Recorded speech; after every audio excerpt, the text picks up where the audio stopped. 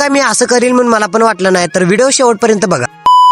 थोड्या पैशामध्ये चांगलं घर बांधायचं ते चलाही सांगतो तुम्हाला, पण व्हिडिओ पहिला शेवटपर्यंत बघा की नाही. सगळ्यांना राम राम घेऊ. ज्या घरात राहतो त्याला लेच वर्ष झाली होती, सगळं मिड्या बिड्या कुजल्या होत्या, त्यामुळेच मी घर बांधायचं ठरविलो. पहिलं की नाही सगळी पोरं आली होती, त्यांना काय पाणी बिणी द्यायचं होतं, दादाला पाणी मागितलो की नाही. सगळ्याला कोण दिलो, आज वाढदिवस होता माझा पण. बाबा इंजिनियर आले घेऊ आमच्या इथं. मला काय नाही बारकी पोरं सुद्धा मदत करू लागली. एवढ्या डेंजर उन्हात मग काय नाही, टोपी नाही म्हणले असं काहीतरी करावं लागतं बघा. त्यावरनं वरनं खाली यायचं म्हणजे खूपच अवघड आहे. काय काय सांगावं लागत नाही त्यात काय. पहिलं की नाही पुढचं पत्रे पित्री काढलं बघा, एकदम असं पातळ म्हणजे काय कुजल्या झाली होती. त्यात की नाही काकाल्यानंतर आदर असं मस्तपैकी त्याच्याकडे सामान विमान आहे त्याच्याने काढली. हे काढत म्हणजे खालच्या मेडे बेडे सगळ्या कुजल्या होत्या, म्हणूनच ना मी सगळं नवीन करायला ठरवलो. आता की नाही 95% काम झालं झालं. त्यात की नाही सगळे उरलेली बिरलेली सगळे पोरासांना दिलो बघा. बघता बघता अंधारात झालं. कसं बी सावरून सगळ्या पोरासोबत गेलो, म्हणजे माझं वाढदिवस करायचं होतं. जेवढी माझ्यासोबत काम करली होती ना तेवढ्या सगळ्यांनी मिळून माझा वाढदिवस केला बघा. असली पोरं मिळाल ना फक्त नशीब लागते नशीब. ब्लॉग आवडला तर लाईक फॉलो तेवढं नक्की करा. जय महाराष्ट्र भावानो.